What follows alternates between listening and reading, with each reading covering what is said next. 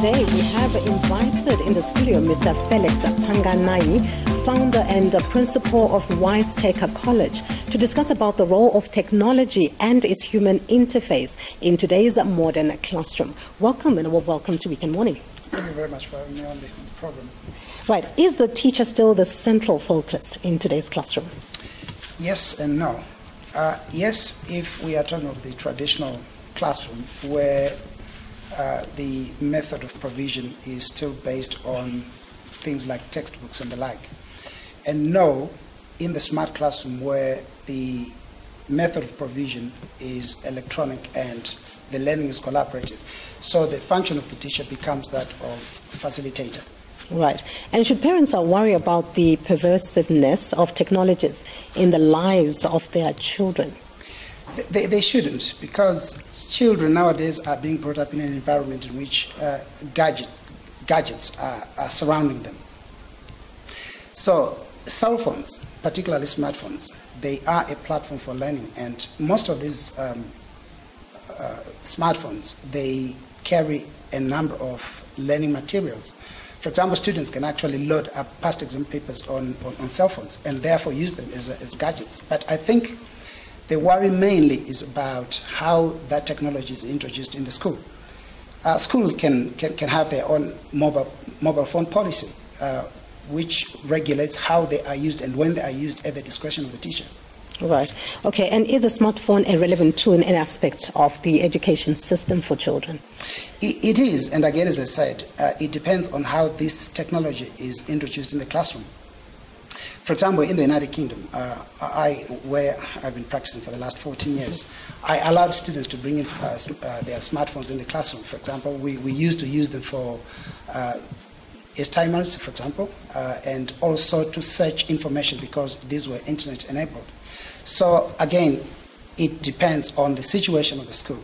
But we can't say every student should be allowed to use the smartphone at random. There has to be a particular policy that is put in place by the school authorities and then regulated. Yeah, policies such as? When and how the smartphones are supposed to be used. So, for example, you will only use your smartphone if the teacher says, yes, you can for a particular purpose, not at random. Mm-hmm. Right. And what are your expectations of the new curriculum? A curriculum which is activity-based, a curriculum which is skills-driven, a curriculum which is relevant to our needs here in Zimbabwe. I would say, I think from what I understand of the Nzira Masanga Commission, that this is one of the critical areas that is lacking in the country, because learning must be specific and relevant to our needs. And so it must be a curriculum that facilitates the use of technology, because we are living in the technological age, and we are talking of knowledge-based economy, and all this derives from technological development, and children have to grow with it. And from what age do you think it should be introduced from? From primary school. Right from primary school, and I would say from preschool, because I mean, in a number of countries, kids have got access to educational tablets, which sometimes people think in terms of commercial tablets, such as the iPads and the Samsung Galaxy, but they are educational tablets that are quite cheap and which can carry easy and easy to use educational content. And what about the danger of children accessing pornographic material? Well, the thing is, if a school is operating on a Wi-Fi like we do, you then put in place a filtering system which is robust, where students cannot access those kind of materials. My experience in the United Kingdom was these filters were so effective that you couldn't even access web-based emails like Yahoo or Google, because they contain certain aspects of material that could actually be misconstrued for pornography. So it's a question of putting controls so that the students are not able to access those kind of materials. But outside the school, you can't control that. Right, but then there has been a debate about children taking cell phones to school. How then will you be able to stop them from accessing pornographic material? From what I understand at the moment, I mean, it's quite expensive to run a smartphone that really is internet enabled because, data packets are quite expensive. And I don't, even if it's not a question of accessing, pornographic material online, they can download it. And there is no way you can stop that. But the only thing is you educate the children on the dangers of pornography, which are sort of programs that are run in most British schools, to educate the children about the dangers of running pornographic materials. And sometimes, counseling is required, in that regard, particularly in the adolescent age. They can access those ones anyway, at home, but also home-based computers.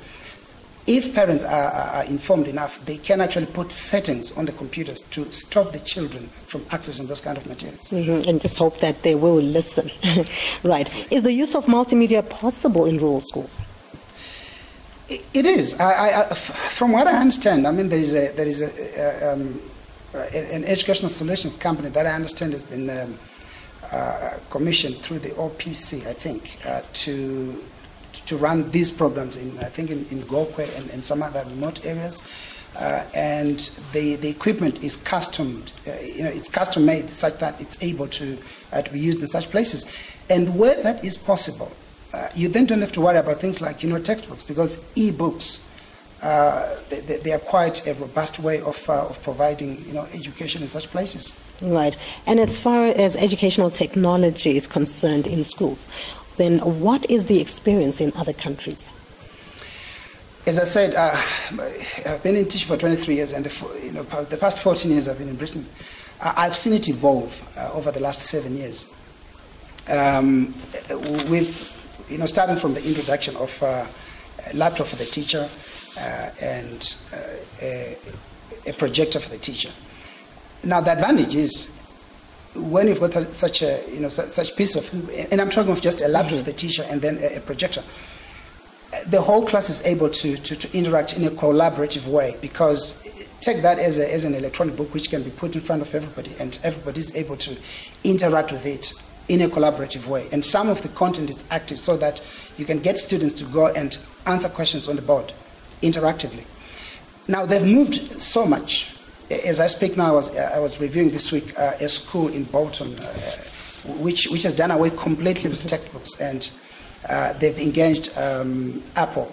I think Apple runs a service called Apple in Education, and this has provided tablets where there is no book that is used in the classroom. And their claim is the pass rate was at 28%, and they were able to boost pass rate from 28% to 100%. Now that's phenomenal. Mm-hmm. And they are actually claiming that for them, it's not a question of whether the students will pass or can pass. It is they are guaranteed to pass. It's a motivating piece of equipment.